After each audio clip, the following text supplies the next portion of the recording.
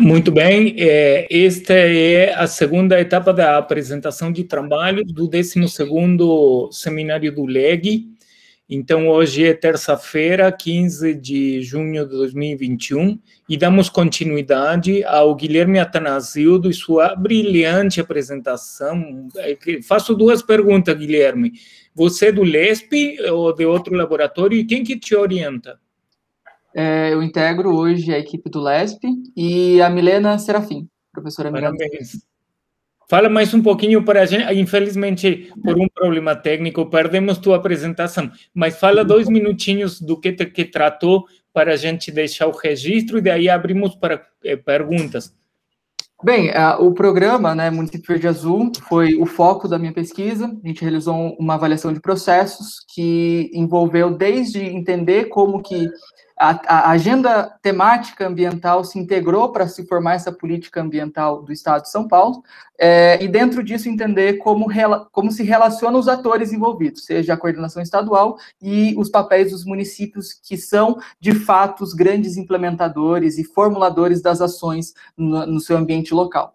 Então, os resultados da pesquisa foi bem expressivo, de mostrar a grande influência da gestão ambiental propulsora, né, da agenda local por parte do Estado, que consegue estimular que os municípios realizem as suas ações por meio do programa, porém enfrenta dificuldades, como a agenda ambiental política local, né, se integrar na agenda política temática ambiental, por conta das trocas de gestões executivas, e a dificuldade que a administração pública como um todo tem de conseguir fazer uma relação intersectorial, que é um problema já, é uma grande dificuldade da administração como um todo de fazer políticas transversais. E isso se apresenta aqui também no programa, e é uma dor muito específica, assim como a questão de equipes, né, as distoâncias dos municípios, que alguns municípios possuem equipes muito especializadas, enquanto outros municípios não possuem, então, tantas pessoas envolvidas no processo, e que dificulta, de fato, né, o desenvolvimento de ações efetivas nesses municípios. Então, de modo geral, foi esses resultados obtidos na pesquisa. Muito obrigado. Gustavo, com você, o comando. Como eu estava, já tinha falado, achei a apresentação do Guilherme muito rica. É um trabalho muito bem consolidado, muito bem orientado também, né, pela professora Milena.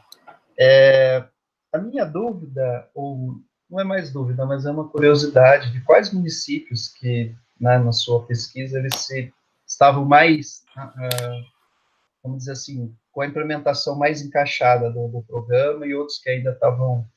Como que foi a experiência? Conta um pouco. Eu acho que o grande aprendizado frente aos municípios, primeiro foi pela escolha. Não foi uma escolha muito pensada, vamos dizer assim. A gente pegou Limeira, Campinas, pela questão geográfica da faculdade.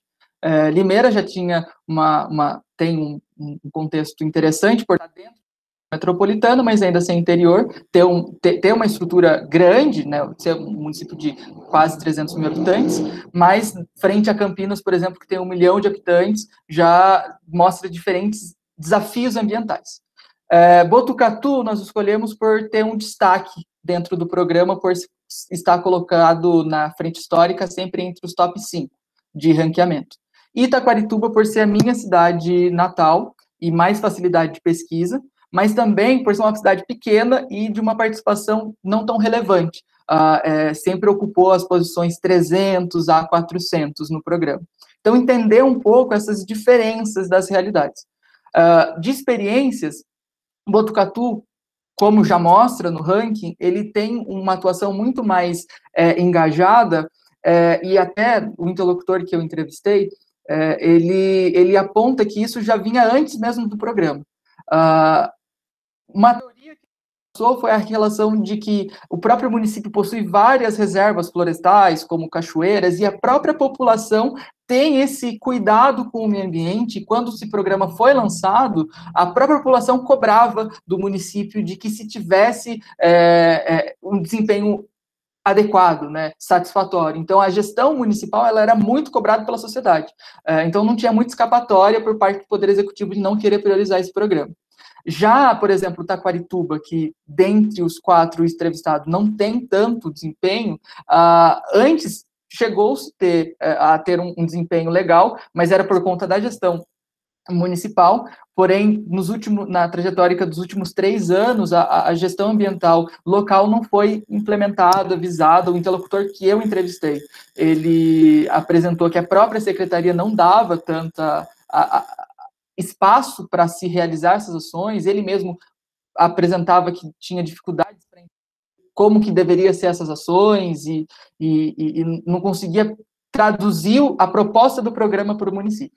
Então, vinha desde a estrutura local, que também não tinha uma secretaria de fato, era uma coordenação interna, então não era uma secretaria com uma estrutura toda voltada para o meio ambiente, e já mesmo a não priorização, que ele apresentou explicitamente falando que a gestão local, municipal, não cobrava pelo programa. Então, se não havia cobrança por parte da gestão executiva, não tinha necessidade de se gastar um tempo, né, esforço, impacto para isso frente à administração. Então, essa foi a principal aprendizado. Campinas e Limeira, eles têm uma atuação interessante. Campinas estava bem engajada no ano que eu entrevistei, o ano passado, em específico, em se melhorar esse desempenho, e Limeira também. Limeira já até tinha procurado, alguns momentos, a própria Faculdade de Ciências Aplicadas para auxílio de planejamento dessas ações. Então, a relação também universidade também apresenta um pouco de vantagens. Por exemplo, o Botucatu tem a Unesp, e isso também pode ter um momento de propulsionar, né, um movimento de absorção dessa agenda para o município. Ótimo, muito bom. Alguém mais quer perguntar para o Guilherme sobre o trabalho?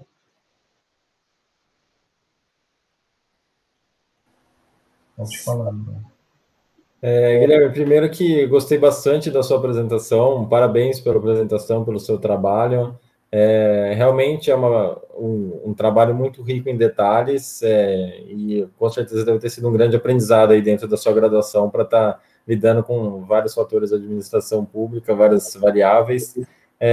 Só alguns pontos, mas me chamou bastante atenção pela quantidade de município, então a capilaridade que tem esse programa, 600 municípios, o estado de São Paulo tem 645, então é quase uma totalidade. E acho importante programas que partem de uma esfera superior, né, no caso da administração pública estadual, porque muitos desses municípios, às vezes, não têm a capacidade organizativa, de pessoal, como você mesmo comentou, e até mesmo financeira para estar implementando, para estar pensando num programa assim. E sobre Limeira, eu tive a oportunidade de trabalhar, e é mais uma experiência empírica mesmo, eu tive a oportunidade de ficar alguns anos dentro da Secretaria de Meio Ambiente e Agricultura de Limeira, e realmente vi que eles levavam bastante a sério. Pelo meu tempo de graduação também, de novo, uma experiência empírica, mas eu via que talvez seja uma das únicas secretarias de Limeira que realmente tem um laço de relação com a universidade, né, na cidade. Havia muita, principalmente com a FT, muita conversa, eles faziam preparação de alunos, capacitação de alunos, chamava aluno para auxiliar, para planejar as tarefas deles, e acho que assim, não é à toa que Limeira esteja bem ranqueada. E eu relembrei, apesar de sua pesquisa, aparentemente ela está encerrada, né, mas eu lembrei de uma pessoa que acabou, acho que de defender no ICSA, mas que ela também apresentou sobre algumas especificidades do município Verde Azul aqui no LEG, alguns anos atrás, em 2019, então eu deixo o trabalho dela aí para se puder contribuir de alguma forma, ou para só um conhecimento mesmo. Mas parabéns pela apresentação, tá invejosa. Obrigado. O Pietro faz um comentário no chat que trabalhei no tributário e sempre tive inveja desta relação positiva da Unicamp com o setor do meio ambiente. Volte a trabalhar, vai trabalhar no meio ambiente, talvez. Depois dessa grande exposição do Guilherme aí, até dá para se cogitar, né? Sim, foi um excelente trabalho, uma excelente apresentação. Alguém mais quer fazer alguma pergunta? Então... Eu só vou fazer um comentário aqui cruzado para não perder, que é endereçado ao Pietro, que na tua pesquisa, Pietro, você vai encontrar problemas muito similares, apesar de ser uma pesquisa diferente, de objeto diferente, mas essas questões de integração de secretarias e dados, acho que vai ser uma experiência similar. Sim, e para falar a verdade, até anotei seu nome, Guilherme, porque eu consegui fazer essa mesma correlação, e eu acho que o tipo de experiência que você teve para desenvolver talvez até consiga agregar bastante nessa etapa que eu vou estar desenvolvendo. Então, aí a gente pode até conversar um pouco, porque eu acho que vai ser uma troca bem positiva para os dois de experiência, porque são, como o professor mencionou, áreas diferentes, mas que os problemas de correlação e infraestrutura podem ser os mesmos. Com certeza, pode me chamar. Perfeito, então. Tá. Agora a gente vai com a apresentação do Juan. É Juan mesmo, né? Juan, tá certo. Juan. Da formulação à implementação do programa Universidade para Todos, o ProUni, avaliação dos 15 anos do programa.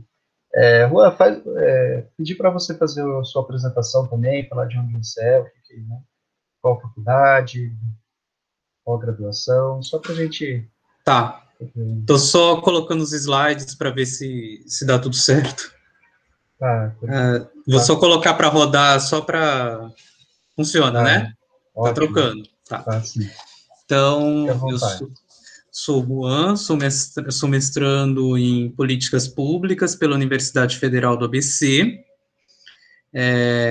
E esse trabalho que eu fiz foi em complemento a uma disciplina que eu fiz do programa, justamente que lida com as perspectivas analíticas. Então, como é uma etapa de avaliação, né, essa parte de análise entra na questão da avaliação, então eu fiz essa avaliação com dados secundários, né, com dados gerais do programa, no sentido, assim, no âmbito nacional, não no âmbito de um estudo de caso único, nada disso.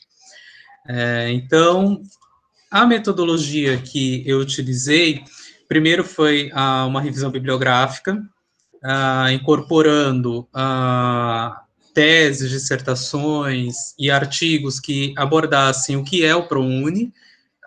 Eu coloquei também, eu procurei também a questão da legislação do ProUni, de toda a troca que teve, desde da elaboração da MP até a aprovação, em 2005, pelo governo federal. E também trabalhei com métodos quantitativos, que no caso eu peguei dos dados abertos do Ministério da Educação, falando da distribuição de todos os bolsistas ao longo de toda a implementação do programa, desde 2005 até 2019. Peguei esses dados, incorporei e transformei em percentuais para ficar mais fácil de fazer a comparação ao longo do período. Para falar do ProUni, eu preciso falar, na verdade, de tudo que aconteceu a partir dos anos 90. Por quê? Nos anos 90 foi quando tiveram os resultados da democratização do ensino básico. Então, houve uma demanda cada vez maior por cursos no ensino superior. Só que, ao mesmo tempo, teve a reforma do setor público, em 95. Então, toda a administração pública brasileira passou por um processo de reformulação. Então, não houve a possibilidade da expansão do ensino superior ser feita através das instituições públicas. Então, houve um direcionamento da flexibilização das normas para que o setor privado entrasse de vez na oferta de cursos. Principalmente ali entre 96 e 97, foram várias legislações de forma mesmo a incentivar a participação do setor privado. Só que ele foi um modelo que, assim, ele nasceu ali naquele período e ele já entrou em colapso logo em seguida, porque eles não consideraram uma questão básica, que é a questão que essas pessoas que chegavam buscando cursos no ensino superior não tinham como arcar com as mensalidades. Então, a ociosidade começou a crescer de forma ininterrupta. Então, ali em 2002, 2003, a pressão se tornou enorme, principalmente porque o governo federal estava vendo assim, que não ia conseguir atingir a meta do Plano Nacional de Educação, de que pelo menos 30% dos jovens entre 18 e 24 anos estivessem cursando o ensino superior até 2010. Então, quando entrou a gestão do governo Lula, as discussões sobre como promover políticas públicas que colocassem de fato o jovem no ensino superior se tornaram assim cada vez mais frequentes e foram meses e meses de discussões. E daí surgiu o projeto de lei que deu origem ao ProUni. No âmbito das políticas públicas, esse programa, ele é uma tomada de decisão no sentido do Lindblom, é uma decisão incremental, na verdade. Por quê? Basicamente, ele dá continuidade à expansão da oferta de cursos via instituições privadas. Porque o programa funciona da seguinte forma, ele oferece bolsas a pessoas de baixa renda, negros, indígenas e professores que atuam no ensino básico. O critério de entrada é o Enem e precisa ter cursado o ensino básico, o ensino médio, sobretudo, em instituições públicas ou instituições particulares com bolsa integral. No início da formulação, as bolsas eram apenas integrais para pessoas que tivessem renda per capita entre 0 e 1 salário mínimo e meio. Depois, com a participação das mantenedoras na tomada de decisão, o programa passou também a colocar bolsas parciais para pessoas com renda per capita entre 1 salário mínimo e meio e 3 salários mínimos.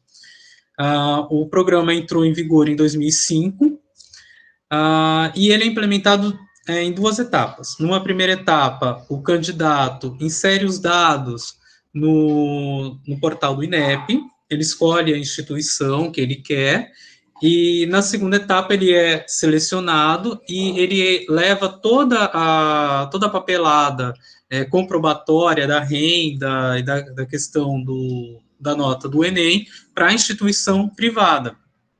Então, a implementação dele ao longo de toda a jornada do bolsista, ela é feita via instituição privada. Então, por conta disso, ele tem um arranjo institucional híbrido, já que é uma instituição privada que toma conta ao longo dos 4 anos ou 5 anos, a depender do modelo de graduação do curso.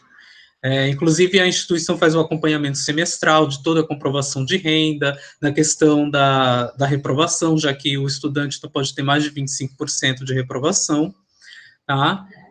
Então, indo assim, especificamente para os resultados da avaliação, o programa, ao longo do período, mostra que houve uma melhor alocação das bolsas de acordo com a raça. Por quê? No início do programa, a maior parte das bolsas foram distribuídas para brancos, e não para negros e pardos.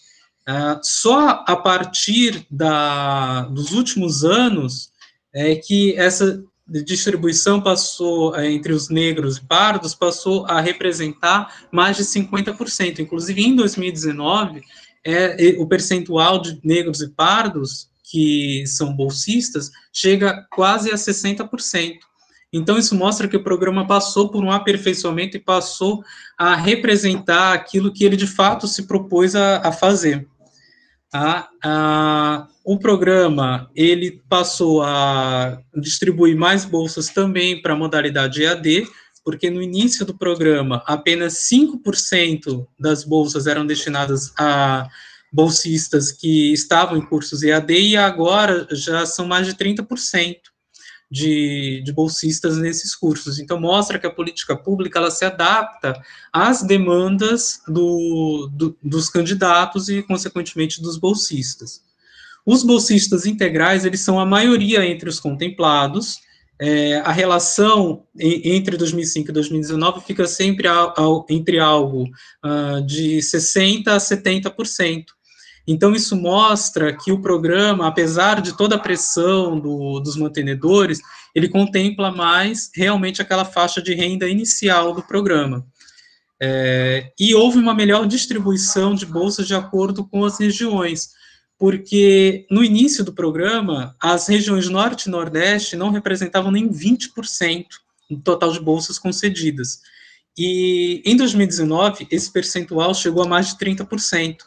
Então, já indo para as considerações finais, isso mostra que o programa, apesar de algumas inconsistências no início, ele passou a dialogar bem com as necessidades, dada a questão retirada a questão da qualidade do ensino e tal, mas assim, nesse quesito de promover o acesso às minorias, ele atende de fato aquilo que ele se propõe. Eu deixei aqui duas tabelas assim que eu considerei mais relevantes dos achados que eu encontrei, que mostram justamente essa questão aqui, que olha, em 2007, mais de 51% das bolsas foram para brancos, e em 2019, essa relação já caiu para 38%, ao passo que pretos e pardos começaram a crescer substancialmente, olha, chegou a quase 60% em 2019. E na distribuição das bolsas por região, menos de 20% das regiões Norte e Nordeste foram para essas regiões, né, das bolsas, e em 2019, esse percentual ultrapassou 30%. É isso. Obrigado.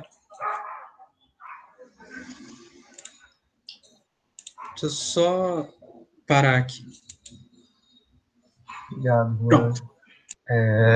Acho que é um trabalho muito... Ele é muito esclarecedor de um certo ponto de vista.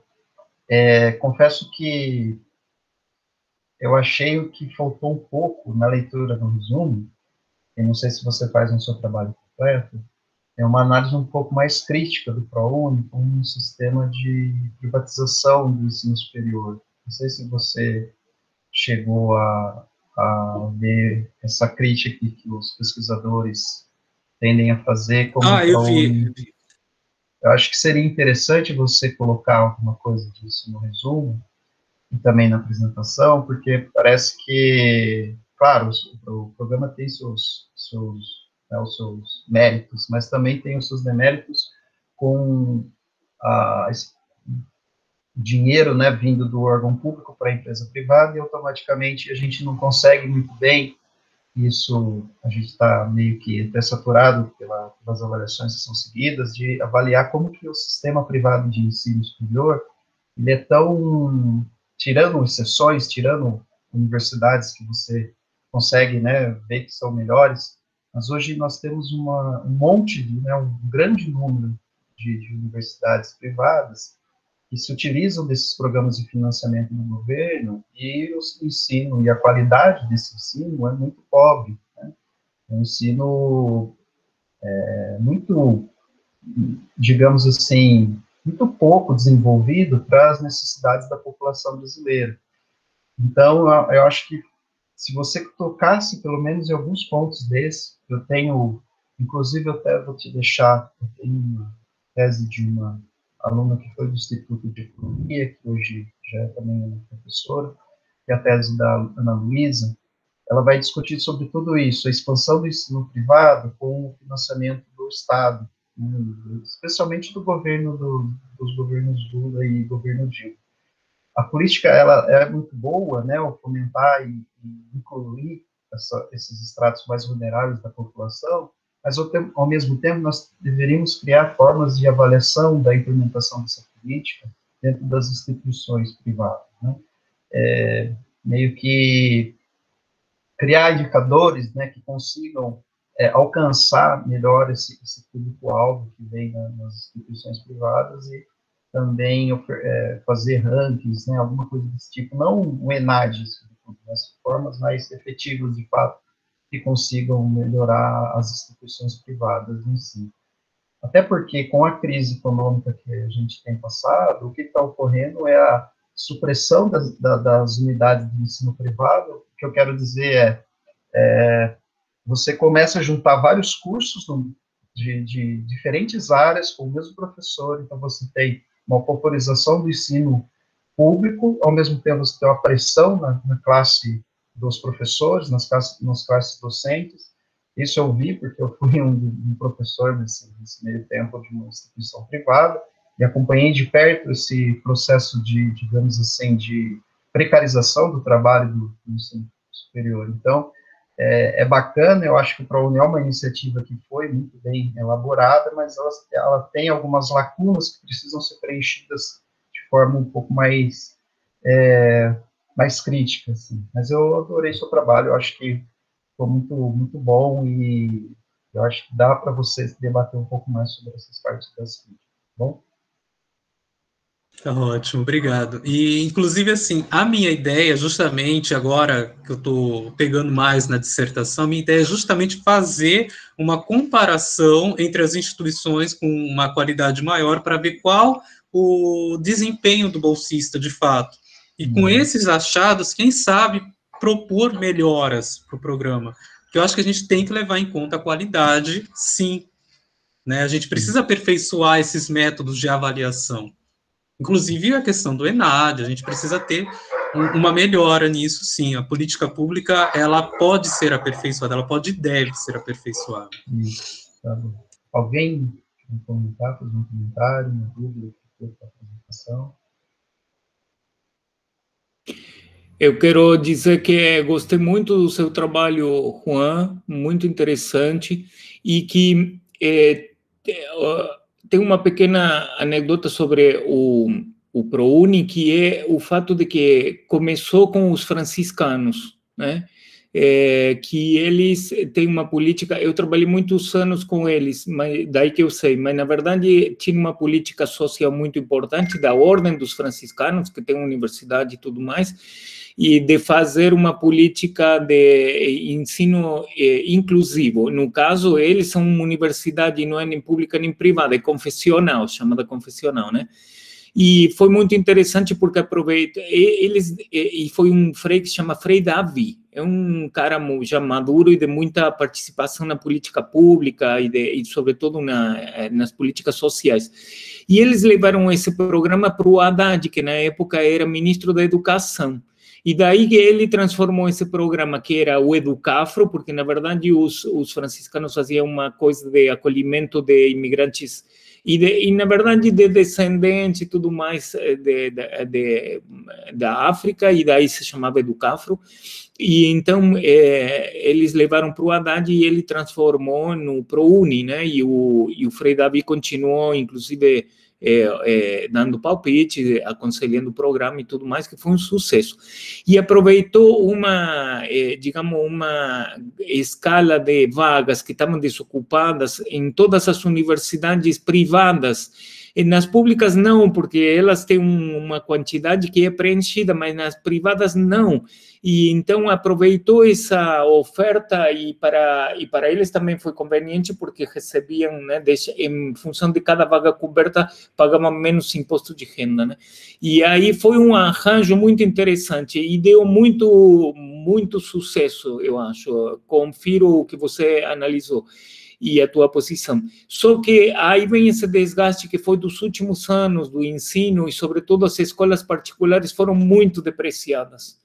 Porque na época em que começou a funcionar o ProUni e, portanto, ocupou as vagas, sobretudo privadas, as escolas privadas as escolas de ensino superior eram obrigadas a preencher os quadros de professores com mestrandos e doutorandos.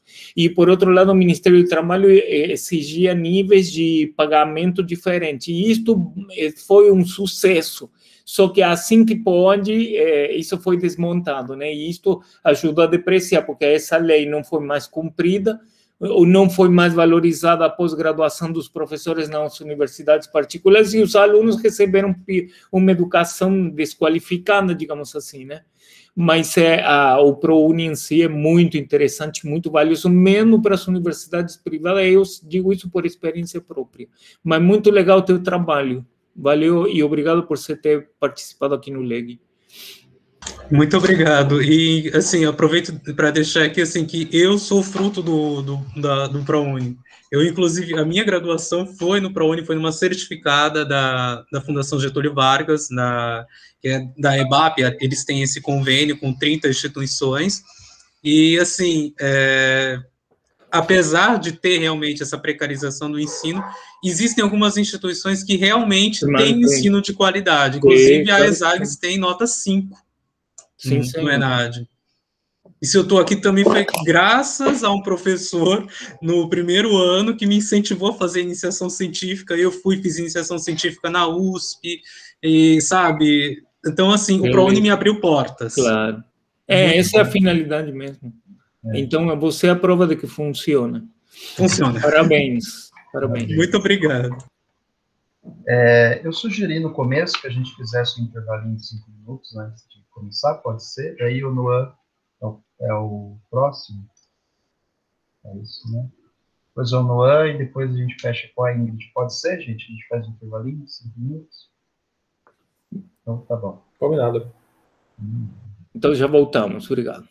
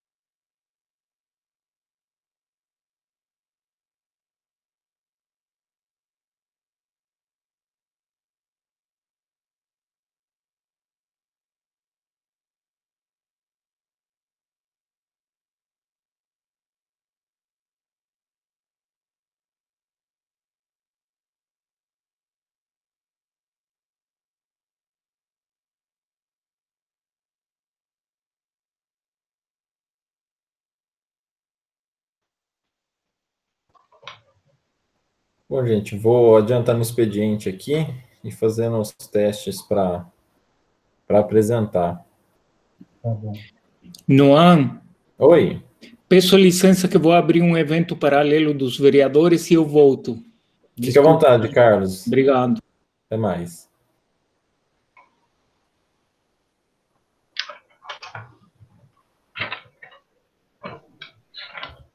Tá aparecendo, gente? Tá começando a aparecer. Sim. Muda o slide para mim agora. Perfeito. Então, vamos lá. Só vou te apresentar, então.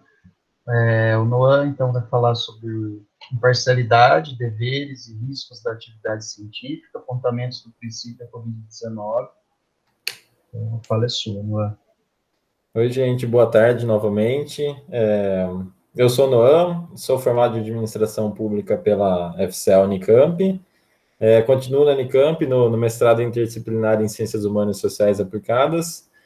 E eu vou apresentar o trabalho aqui no LEG de um tema talvez um pouco mais chato, nem tão aplicado quanto os colegas estão trazendo, que fala sobre um pouco da imparcialidade, os deveres e os riscos da atividade científica, né? Trago um pouco de revisão desde o começo, de quando se começou essa discussão até os dias atuais.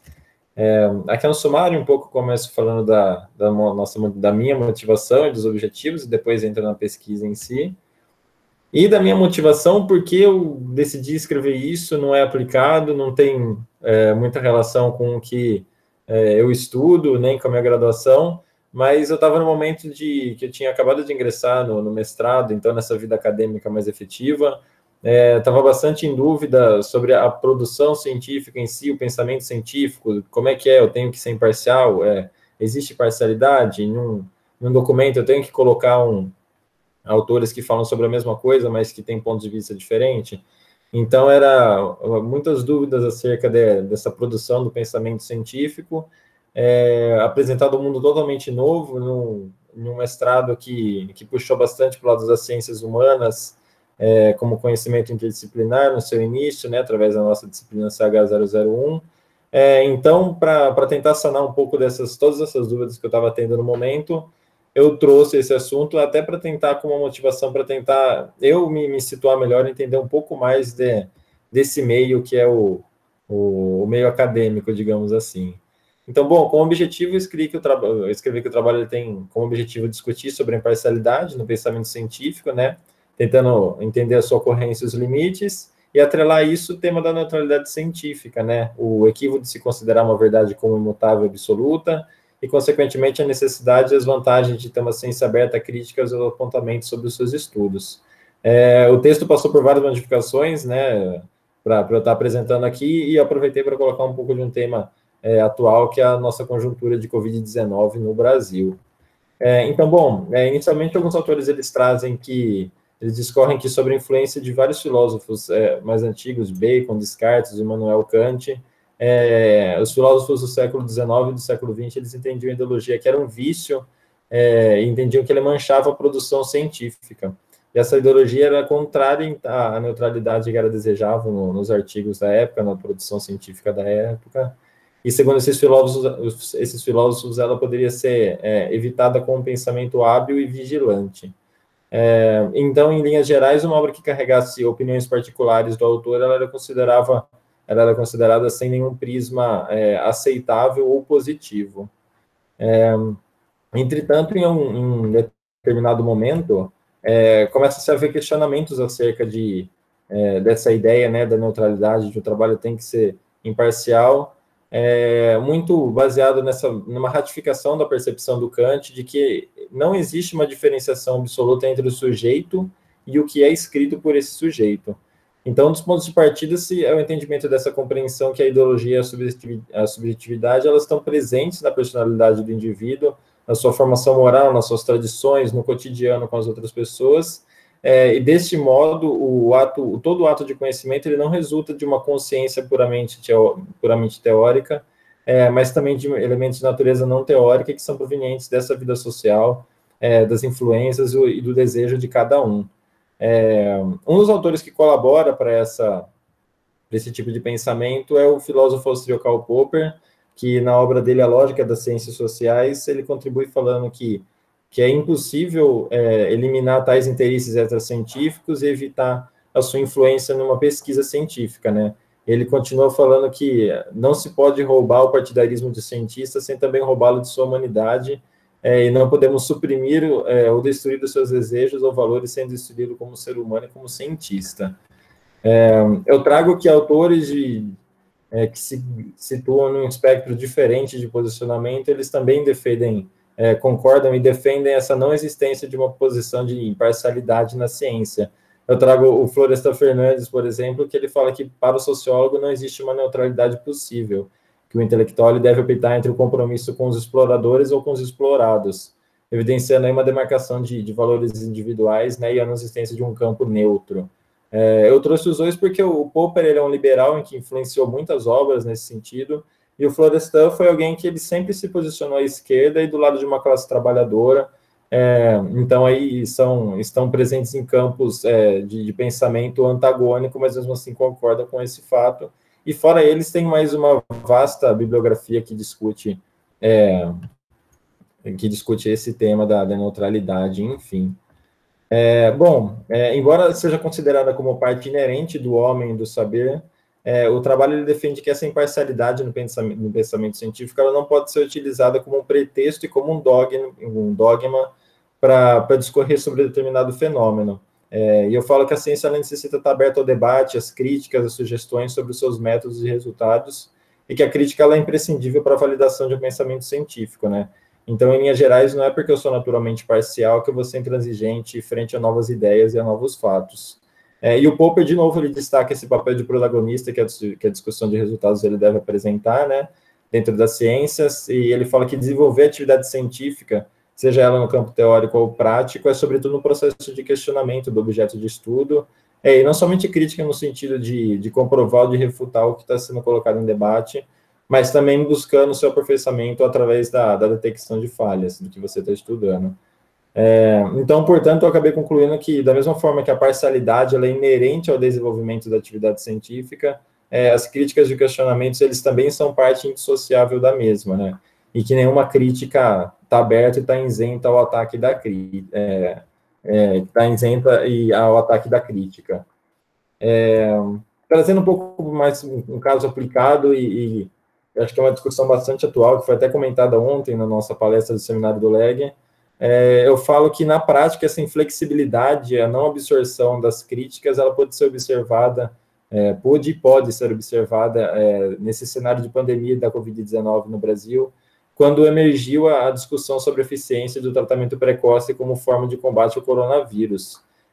Porque motivada por uma posição político-ideológica, uma seita, ao adotar esse método do tratamento precoce como uma verdade absoluta e colocar em prática, ignorou estudos e debates propostos debates que eram propostos pela própria ciência, além de várias experiências internacionais da OMS, enfim, que apontavam um sentido contrário de não funcionamento do método que eles defendiam. E eu falo que o resultado dessa intransigência foi desde caso de complicação na saúde dos acometidos pelo Covid, até mortes registradas em vários estados da federação. Eu separei duas notícias, que é uma do jornal Anexo, né, que fala da utilização da nebulização de cloroquina em hospitais de Manaus, do Rio Grande do Sul e de São Paulo, e que causou 8 mortes, se não me engano, só no mês de abril. E aqui uma notícia da nossa região da Unicamp, que fala que o Hospital de Clínicas da Unicamp confirma o primeiro caso de hepatite medicamentosa relacionado ao uso do kit Covid, né, que era um paciente até então sem nenhuma comorbidade, saudável, deu entrada no hospital necessitando de transplante de órgãos por conta de ele ter usado esse bendito kit Covid por 4 meses. Enfim, eu acabo colocando no trabalho que, nesse sentido, o sociólogo alemão Ulrich Beck, ele situa que a ciência no tempo corrente ela é uma ferramenta de descoberta, mas, ao mesmo tempo, é uma origem e uma ameaça aos indivíduos e à própria humanidade. Ele fala que tem alguns riscos que são produzidos por esse avanço científico-tecnológico, né? Na obra dele, ele fala, por exemplo, do acidente nuclear na antiga União Soviética, que aconteceu, segundo ele, justamente por conta de a ciência estar mergulhada em uma arbitrariedade, em não ouvir os outros pares. E o alemão ele ainda defende e exalta como a crítica como essencial, utilizando ela como único caminho possível de se evitar esses riscos da cientificação. Então, ele fala que o portão capaz de encerrar e processar os riscos chama-se crítica à ciência, crítica do progresso, crítica dos especialistas e crítica da tecnologia. Por fim, nas considerações finais, eu comento que como parte dos autores que eu pesquisei, eu escrevi que uma ciência inflexível é um potencial risco aos próprios indivíduos, e a experiência brasileira, utilizando métodos científicos duvidosos que por várias vezes ignoraram alertas da própria comunidade, é bastante contundente quanto a isso. Eu acabo escrevendo que ser imparcial não é uma desculpa para intransigência frente a ideias e fatos novos. Em suma, que a absorção de juízos é um ato saudável para a atividade científica, e que uma ciência aberta ao debate, receptiva quanto a julgamentos e considerações sobre o seu conteúdo, sobre o que você está pesquisando, sobre o objeto de pesquisa, é essencial, principalmente nesse advento de períodos em que ela assume um amplo destaque e importância em todas as áreas de conhecimento. Isso também quem defende é o Ulrich Beck no livro dele Sociedade em Risco, de 2010. Então, era um pouco disso que eu queria trazer, um pouco de algumas reflexões com um caso aplicado, e eu agradeço, essas foram as referências que eu utilizei, e passo a palavra para vocês, para dúvidas, críticas e tudo em geral. Obrigado. Muito bom, Bário. Eu tenho algumas dúvidas, mas quero ouvir o pessoal primeiro, se alguém quiser comentar, fique à vontade.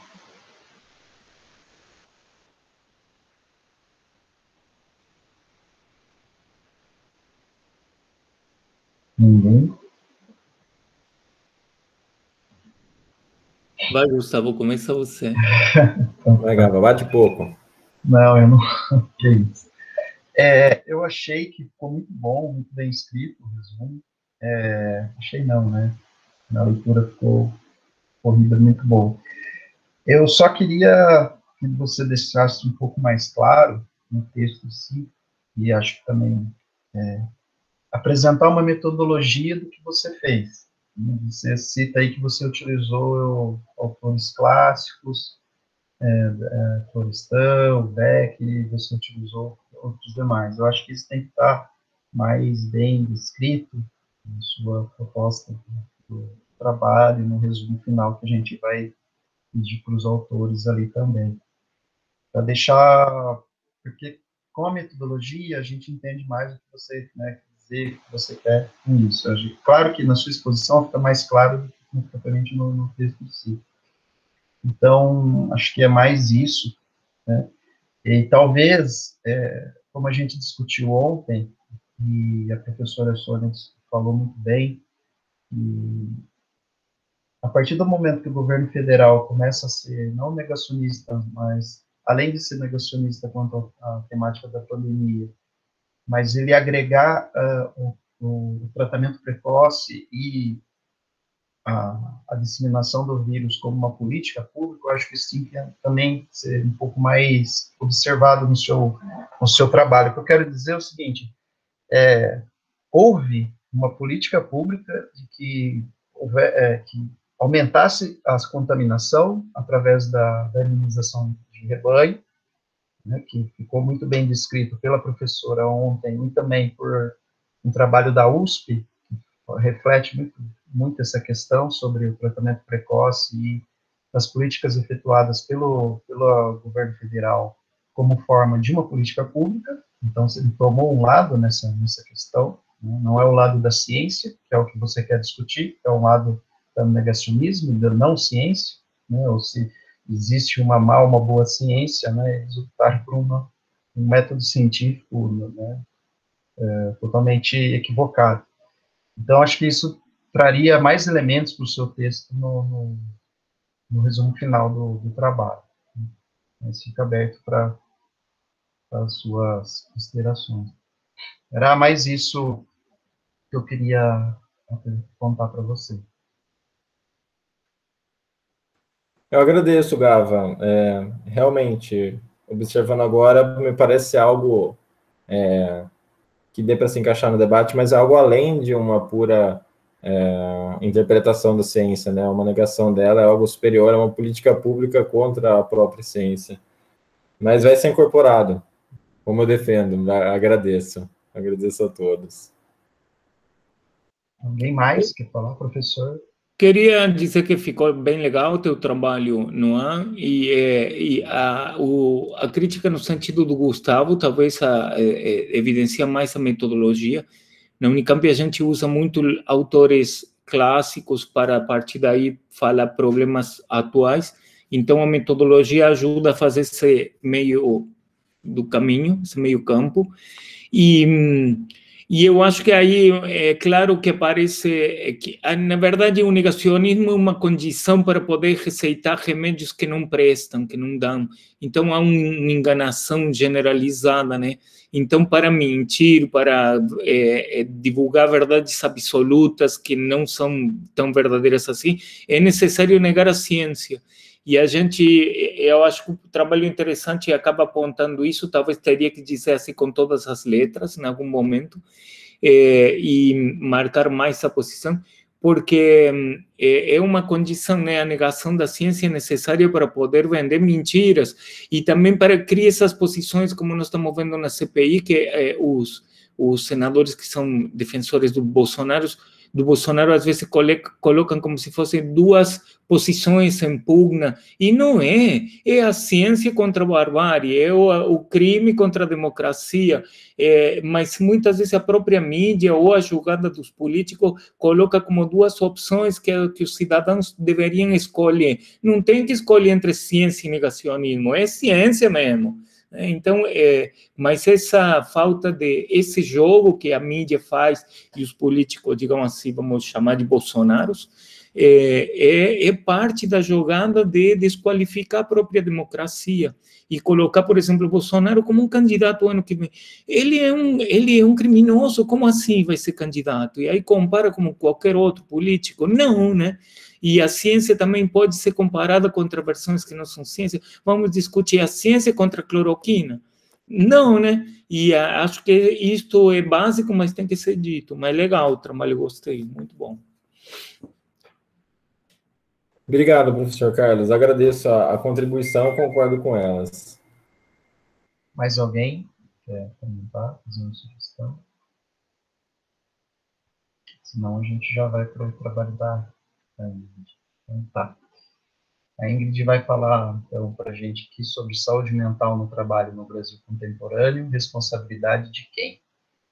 Então, a palavra é sua, Ingrid.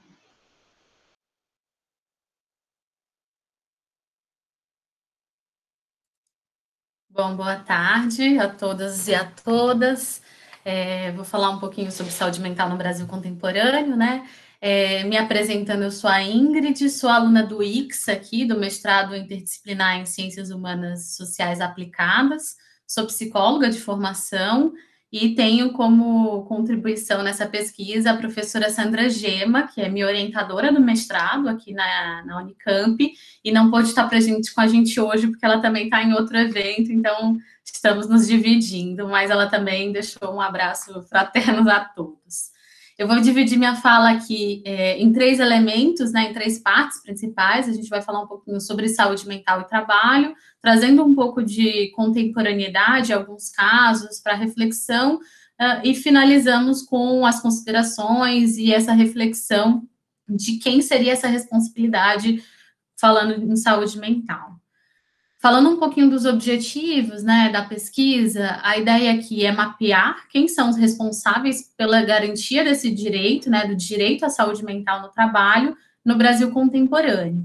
E entendendo que saúde mental é, de fato, um direito, e aí trazendo aqui, hoje de manhã a gente falou um pouquinho sobre as garantias de direito com a Covid, né, na mesa redonda, no minicurso, mas retomando também essa ideia aqui, eu trouxe a Declaração Universal dos Direitos Humanos, que coloca que ninguém deverá ser submetido à tortura, nem ao tratamento ou castigo cruel, desumano, degradante. E isso também a gente pode correlacionar com os espaços de trabalho. Nenhum espaço de trabalho deve ser desumano e degradante também, em qualquer parte, né, do mundo, enfim. E aí, tomando como ponto de partida o que é trabalho, né? Trabalho é uma ação coletiva realizada por diferentes atores, então, mesmo sendo uma pessoa que faz uma caneta, né? Ao mesmo tempo, alguém criou, extraiu essa matéria-prima, alguém confeccionou o plástico, a tinta. Então, mesmo eu sendo a pessoa que monta a caneta, parecendo que é um trabalho individual, ele é sempre construído com um coletivo, né? Com outras pessoas, com pares, enfim. Ele tem uma finalidade, uma ação específica, e ela é organizada em regras e delimitadores. E essa ação dos sujeitos, ela tem um caráter dialético, porque existe uma diferença entre aquilo que eu prescrevo, que é uma tarefa, então, fazer uma apresentação em 10 minutos é a tarefa, mas na prática, né, a minha expressão, os slides, a realidade, né, as lacunas que a realidade impõe são outras. Então, a gente, na ergonomia da atividade, diferencia esses pontos, né? Então, trabalho, a gente pode considerar como qualquer atividade pelo qual o ser humano ele se coloca no mundo, ao mesmo tempo que se transforma. O que é isso? O que isso quer dizer, né? E como é que isso se conecta com saúde, política pública? Então, o trabalho, ele é um movimento que o ser humano se objetifica, sai da sua subjetividade, de quem ele é, para colocar no material, no físico, ao mesmo tempo que aquilo se transforma, ao mesmo tempo que aquele mundo, ele também é introduzido de volta para aquele ser humano e ele vai se transformando nessas atividades no transcurso. Quando a gente fala de saúde mental, então, a gente está entendendo que trabalho é transformar-se por natureza, e essa transformação, ela gera dor, ela gera desamparo. Então, quando a gente olha para um aspecto de saúde mental, a gente não está falando ali daquela saúde da OMS, sabe? Saúde é um estado completo de bem-estar, enfim. A gente está entendendo que saúde mental, ela é essa ausência, ela não é essa ausência de angústia nem desconforto, porque isso é inerente à prática da atividade de trabalho, mas que a saúde é essa existência de esperança, esse desejo, essa pulsão, né, de satisfação, de colocar-se no mundo, de transformar. Então, acho que isso é importante para a gente pensar nessa relação de saúde mental no trabalho, entendendo quem vai ser o responsável, né? Quem são esses atores responsáveis por tudo isso? Trazendo aqui alguns elementos, esqueci de mencionar também que vocês pontuaram no Noronha, da metodologia, né? Todo esse movimento desse projeto de pesquisa, ele vem da construção do meu projeto de mestrado, que estuda essa relação de saúde e doença no trabalho na Covid-19, e também com as disciplinas do ICSA, que estudam a relação de Estado e sociedade, enfim. Então, a metodologia, ela vem a partir dessa revisão de literatura, da ergonomia da atividade, psicodinâmica e alguns elementos da contemporaneidade, mas eu também acho que eu posso aprofundar aqui já, fazendo uma autocrítica, né? Voltando, então, para a apresentação, a ideia que são os fatores que influenciam, né, nesse agravo do acometimento mental relacionado ao trabalho. Na literatura, existem vários termos, inclusive assédio moral, que são mais conhecidos, a falta de emprego também gera acometimento mental, as condições inadequadas de trabalho. Esses aqui são alguns dos elementos que geram que aquela transformação que a gente falou antes, ela gere uma ruptura mais abrupta, uma angústia que não é só aquela angústia de se colocar no mundo e transformar-se, mas ao mesmo tempo é uma angústia de completo desamparo. E aí que a gente está falando que é esse desvio não tão necessário na relação do trabalho, é isso que a gente está chamando desse adoecimento mental relacionado ao trabalho. Alguns desafios contemporâneos, né? Esse é um sofrimento invisível e existe uma dificuldade de estabelecer nexo causal. Então, uma pessoa sofreu uma lesão, alguns exames, alguns protocolos, a gente consegue rapidamente visualizar aquela lesão. Mas quando a gente fala de adoecimento mental no trabalho, muitas vezes na literatura, inclusive, da jurisprudência trabalhista, né, a gente tem dificuldade de falar, olha, e foi esse ambiente, essa situação que acabou desencadeando um suicídio relacionado ao ambiente de trabalho. Existe uma dificuldade hoje por conta desse sofrimento ser invisível e existe também uma simplificação, né, às vezes achando que uma única causa gera um efeito de adoecimento mental. Entendendo que o ser humano é biopsicossocial e existem multifatores que podem contribuir com esse acometimento, essa é uma dificuldade quando a gente fala sobre isso, né, de saúde mental nos espaços de trabalho no contexto contemporâneo. E aí, trazendo mais uma pimenta, né, alguns cases, elementos da realidade. A gente fala agora principalmente de MEIs, né, microempreendedores individuais. Imagine uma microempreendedora individual que está fazendo bolo na pandemia nesse momento. E ela está lá, estafada, o seu acometimento mental está muito desgastado naquele momento. Quem deveria ser responsável por esse adoecimento? O Estado, através das suas ferramentas, aparatos de política pública, que deveria amparar essa microempreendedora, ela própria, como detentora das suas ferramentas, né, de trabalho, ela deveria frear, entender que ela deveria, de alguma maneira, controlar aquele cenário. Então, são alguns elementos que não são tão simples de responder que a gente traz nessa situação. Quando a gente fala da precarização do trabalho de profissionais de aplicativo, que não existe essa relação empregador-empregado, né, que quem deveria cuidar dessa relação?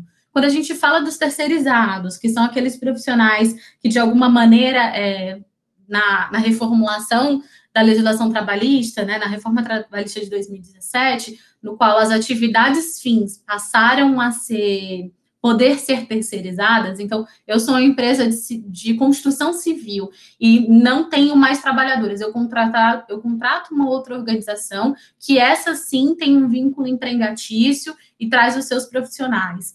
Quem é responsável nessa cadeia, nessa triangulação de relações, no acometimento mental daquele sujeito que ali está lá na ponta, né, do operador?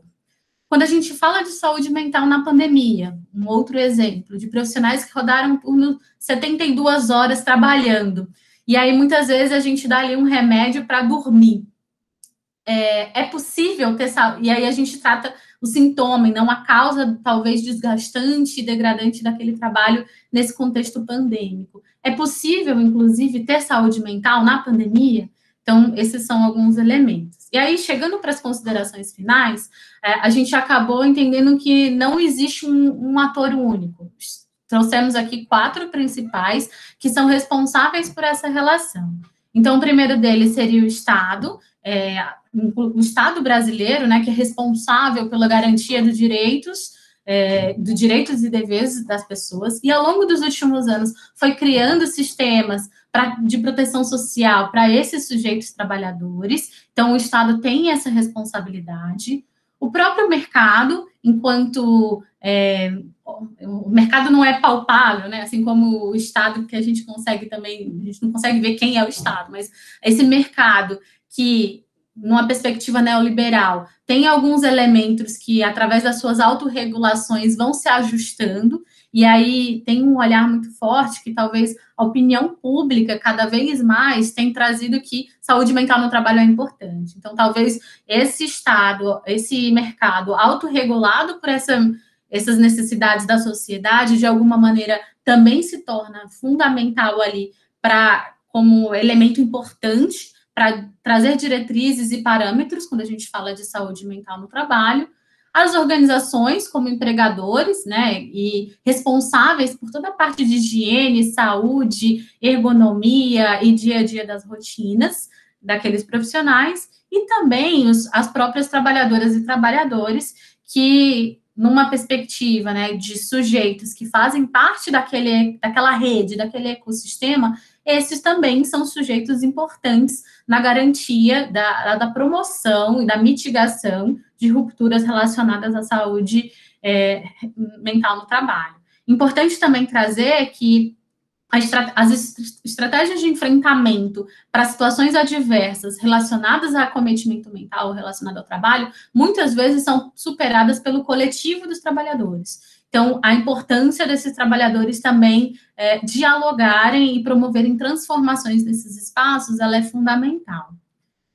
E aí, outros pontos importantes, né? Existem outros determinantes que também podem influenciar nessas estruturas de adoecimentos relacionados ao trabalho. São elementos sociais, as desigualdades sociais, elementos culturais, biopsíquico, que a gente já falou. Então, mesmo trazendo aqueles 4 sujeitos, né? Aqueles 4 atores, Estado, mercado, empregador e profissional, entendendo que a responsabilidade ela é compartilhada, não é uma relação monogâmica, não é uma relação dual, é uma relação de sistema, cada um deles, e aí já finalizando, cada um deles tem o seu papel fundamental e cada um deles vai desempenhar esse seu poder, né, de uma maneira diferente a cada momento.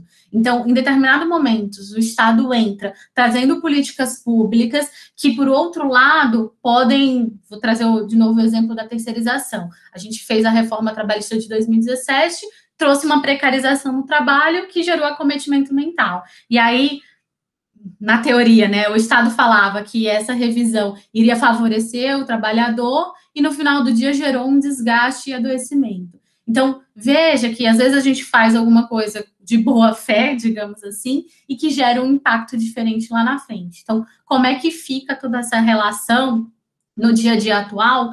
É um pouco do que a gente trouxe, mas, ao mesmo tempo, sem fechar, sabe?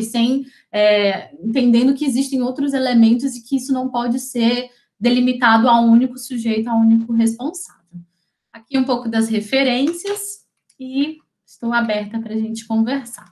Obrigada.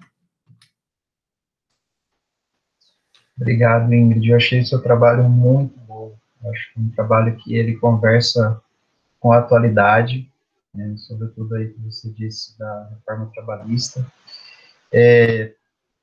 Alguém quer fazer algum comentário antes? Fique à vontade.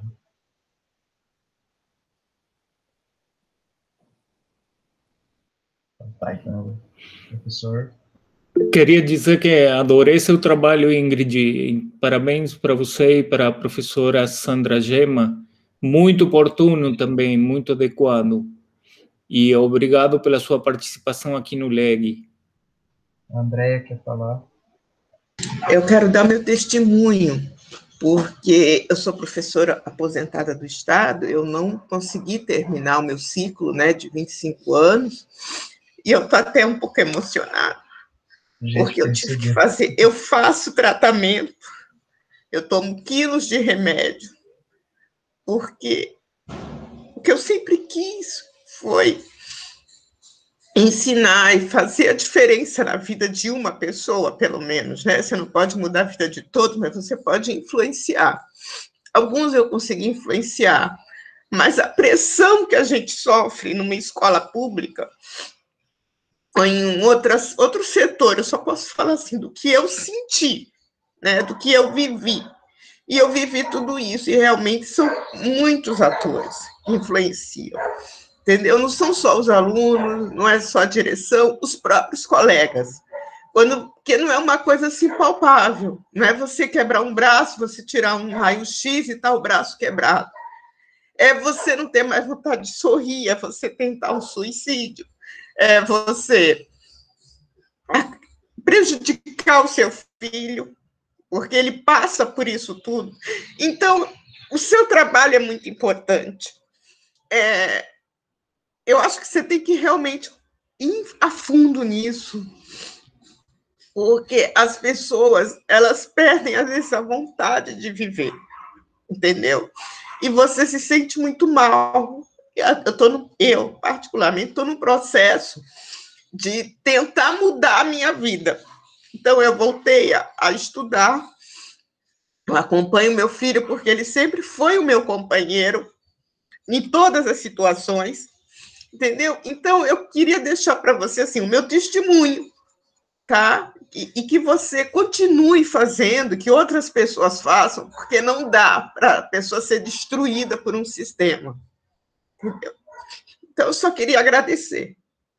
Muito. Obrigada. Andréia, eu fico muito tocada, emocionada pelas suas palavras também. Todos nós, enquanto trabalhadoras e trabalhadores, a gente todo dia sofre, né? Todas essas pressões e tudo isso que o trabalho, querendo ou não, as alegrias e a tristeza que nos vem. E a gente sabe que o trabalho, ele é central na nossa vida, né? Na vida do ser humano, na constituição da nossa identidade, quem nós somos. Não falando do trabalho só como troca de dinheiro, sabe? Essa relação CLT, MEI, PJ, enfim.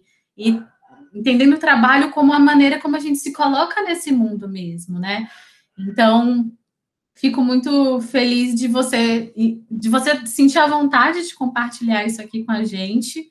De fato, a minha luta diária e a minha pesquisa, ela é sempre pensando em todos esses sujeitos e a gente vai também sentindo um pouquinho disso, né? Desde o Uber, desde a pessoa que está ali no telemarketing, a um agricultor, a uma professora, enfim. Então, muito obrigada e me deu energia também para continuar aí nessa labuta que não é fácil mesmo.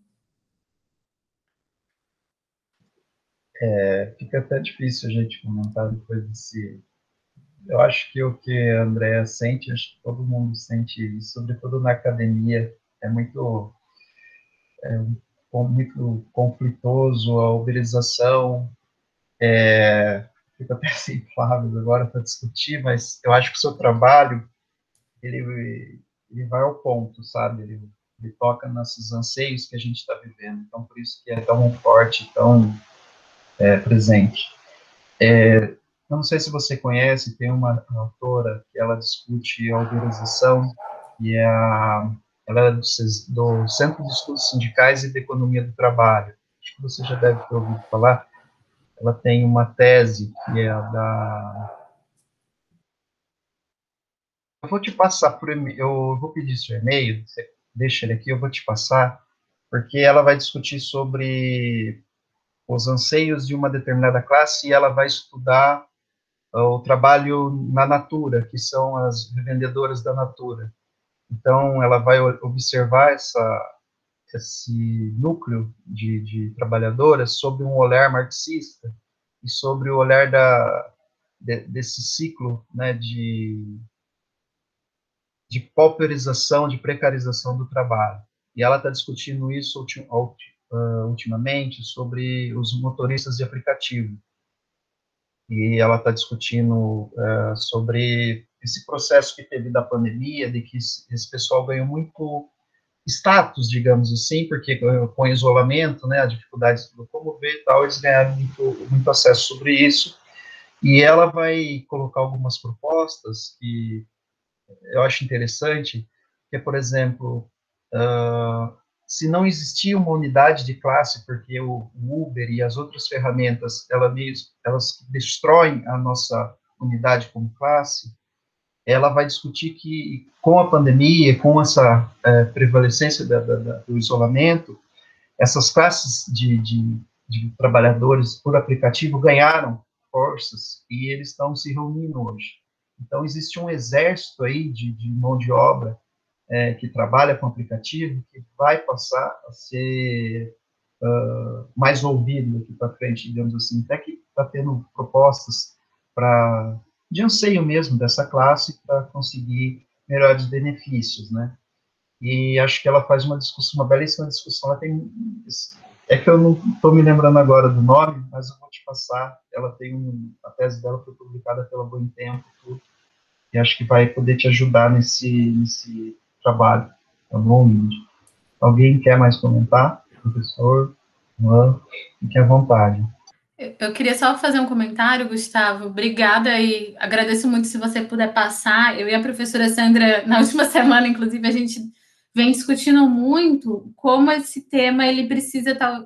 Como que a gente tira esse tema da academia e chega nos coletivos, nos indivíduos, né? E aí, mesmo que pareça até um pouco marqueteiro, né? Eu preciso dar uma entrevista no jornal, fazer uma live, mas a importância de também trazer à tona todas essas reflexões e esses debates, de fato, para que todo mundo possa fazer essa própria transformação, né? Então, isso é super importante mesmo e vai de encontro a isso que a gente tem se questionado também, né?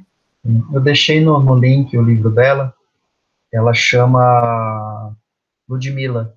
Ela tem vários trabalhos, tem várias publicações no YouTube, ela está fazendo, acho que o pós-doc, onde eu fiz onde eu estudei, então acho que vai ter um bom arcabouço aí de pesquisa para você, tá bom?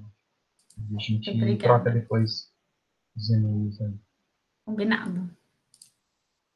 Alguém mais quer falar?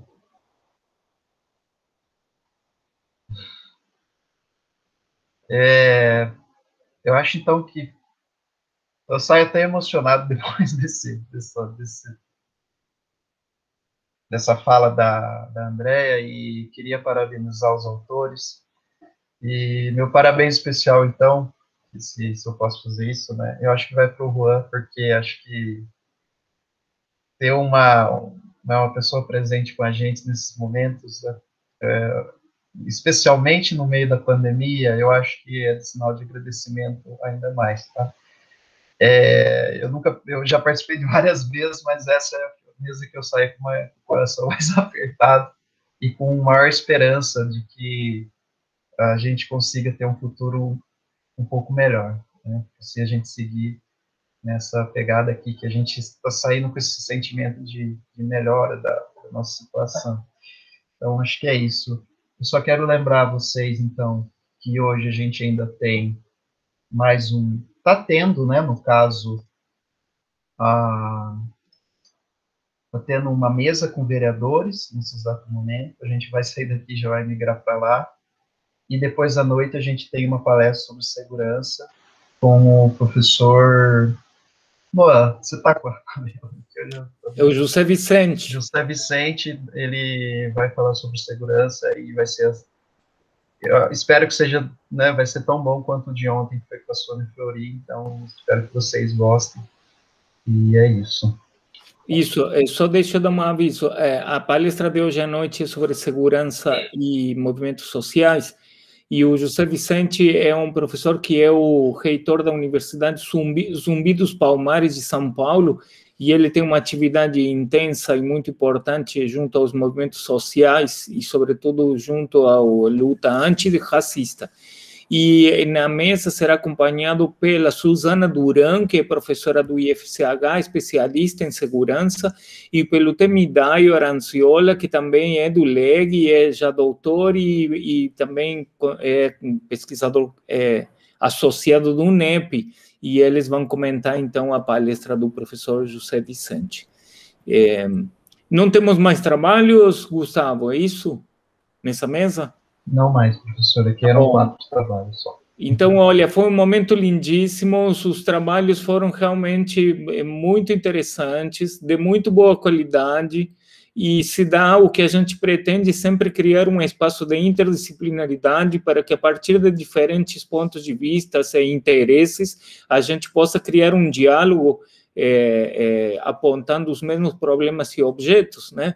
Então, a participação de vocês é uma lindíssima contribuição ao UNEP, ao LEG, ao seminário do LEG, e então agradeço muitíssimo ao Gustavo Gava, que é do LEG e que coordenou esta mesa, e agradeço aqui presente a Andrea de França, a Guilherme Atanasíldo, a Ingrid Betti, a Juan de França Magalhães, a Mateus de Jesus, Leandro, e ao Noan Salati me orientando. Muito obrigado pela contribuição e participação de vocês. Gustavo, é com você fazer o encerramento. Então, acho que a gente pode finalizar, então, professor, e agradecer pela participação. Como eu disse, acho que foi a mesa que mais me impactou, e espero que a gente saia daqui melhor do que entrando, tá bom? Agradeço de verdade a participação de todos, espero que o ano que vem o LEG e o seminário seja presencial, né? Alguma coisa desse tipo, então, obrigado. E espero ano que vem ver todos de novo, principalmente Juan, Andrea, por favor, vocês que são externos, muito bem-vindos, obrigado por escolherem a gente, né? E Guilherme também, continue com suas pesquisas. Ingrid, a gente está conversando sempre, que a gente possa ver nossa dissertação perto do final. Isso mesmo. Tchau, tchau, gente. Parabéns. Obrigado pela divulgação. Parabéns, hein? Tchau, tchau.